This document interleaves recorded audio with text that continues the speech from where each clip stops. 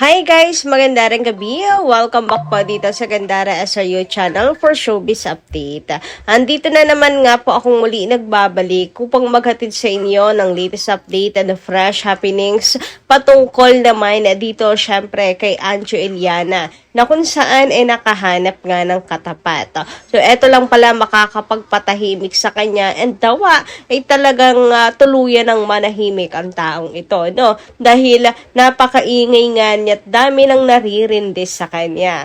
Ang dami nang sabihin na nating may katotohanan ng kanyang ibinubunyag sa kanyang mga dating kaibigan pero ang pangit ng dating niya sa publiko. Dahil para saan, huli naman na lahat, anong motibo, bakit nag-iingay, and all. Ang pangit din kasi ng dating na ang tagal nilang magkakaibigan dahil lang sa kapos sa pera, ipagpapalit ang samahan sa kakarampot na kinikita sa pagla-live and all.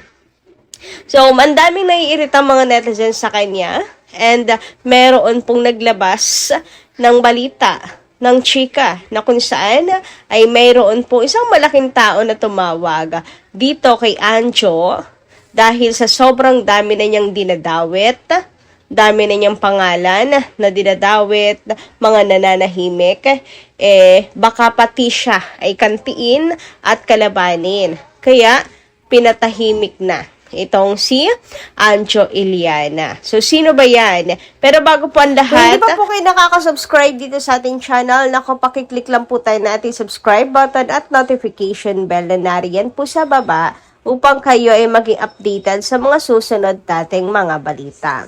So, simulan na nga po natin ang usaping ito.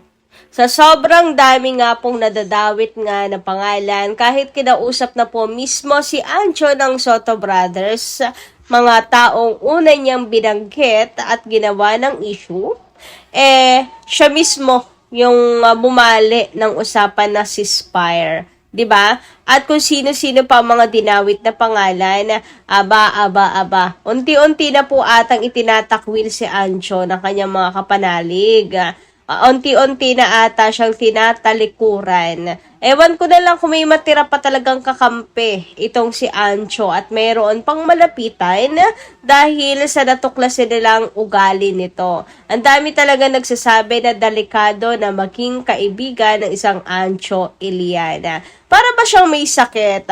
Natawa nga ako doon sa mga comment na sinasabi na ayan, tahimik na daw si Dennis Padilla. Pumalit naman daw itong si Anjo na para bang isa din na may problema sa sarili. Na para bang narcissist din ang dating. Well, yung iba naman sinasabing for the content at para nagpapapansin talaga si Anjo for the views, for the content dahil aminado rin naman to na hindi talaga maganda ang takbo ng financials ang trabaho nito. And napansin niya siguro na malaki at nakakakuha siya ng atensyon kapag gumagawa ng issues, lalo na kung patungkol sa TVJ, may kinalaman sa Itbulaga and all. Nung una tungkol lang siya sa politics, pero mas mabenta kasi yung kanyang mga hirit kapag involve ang mga tao na nakasama niya sa Itbulaga. Ipinagmamalaki pa nga niya, hindi ba, yung views niya na sobrang dami nanonood sa kanya.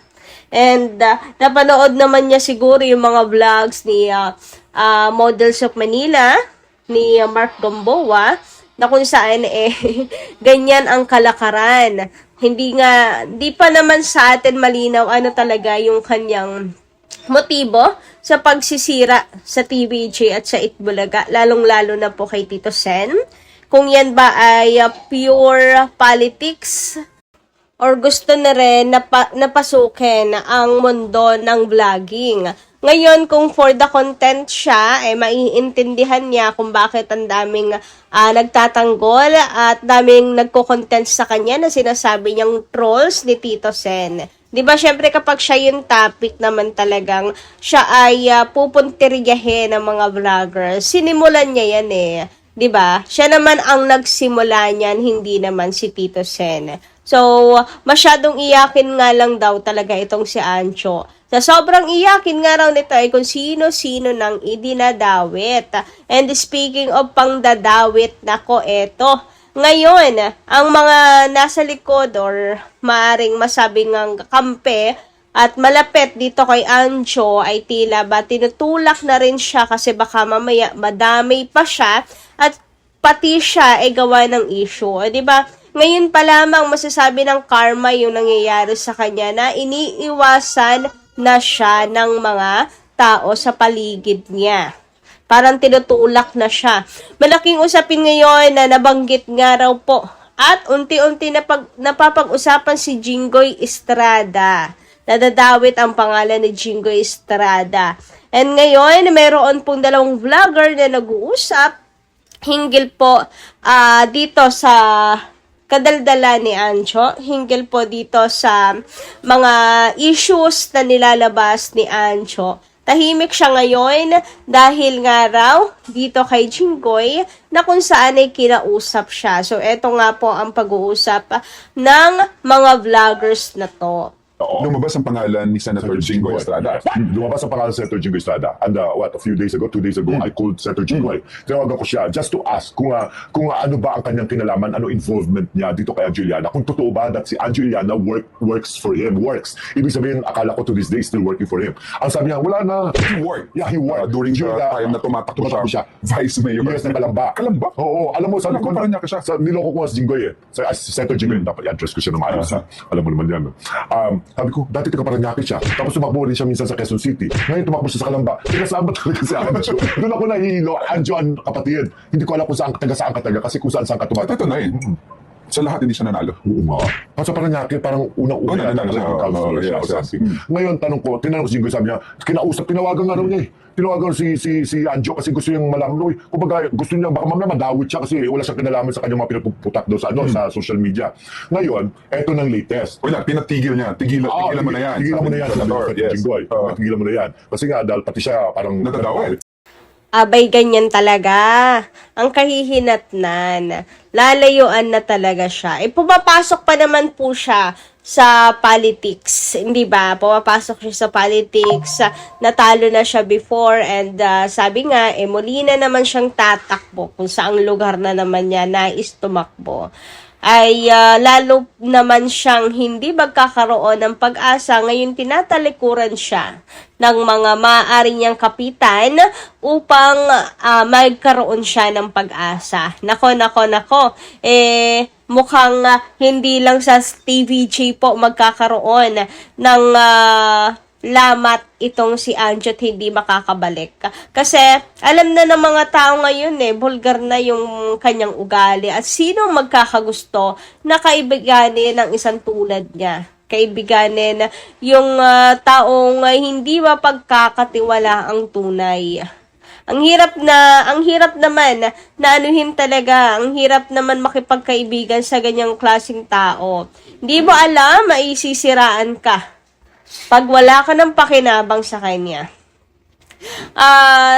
May halong talagang sabi nga kung personal na galit lang niya ito sa Itbulaga or personal na galit niya lang sa pagkawala niya sa Itbulaga. Sana hindi na nandadamay at kung sino-sino pa yung pati pamilya kasi ng mga taong sinisira niya.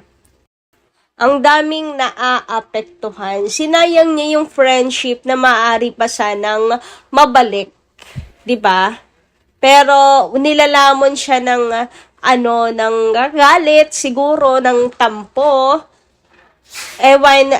Dapat nga magpasalamat siya sa sobrang tagal na nabigyan din siya ng trabaho, hindi ba?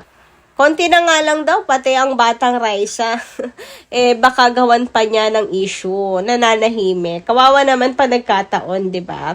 And grabe, dahil lang sa kakarampot nakikitain niya, ipagpapalit niya itong treasure na matuturing na naging parte ka ng Itbulaga, kasama pangalan mo sa kanta, na nakabuo ka ng pamilya at kaibigan sa kanila. Pinagkatiwalaan ka. Tapos ganun, sisirain mo lang.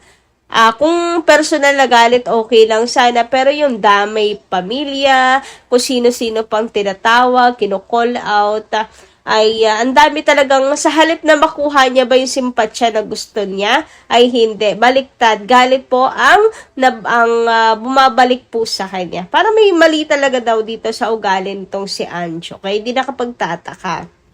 Well, kayo ba, anong inyong masisay hinggil dito sa naging ugali na pinakita ni Anjo kamakailan, sa kanya pong naging behavior, lalo na in online, na talagang kinakareer niya ang manira talaga ng iba. So, comment nyo nga lang po dyan sa baba. Hanggang dito lang po muna ang ating update.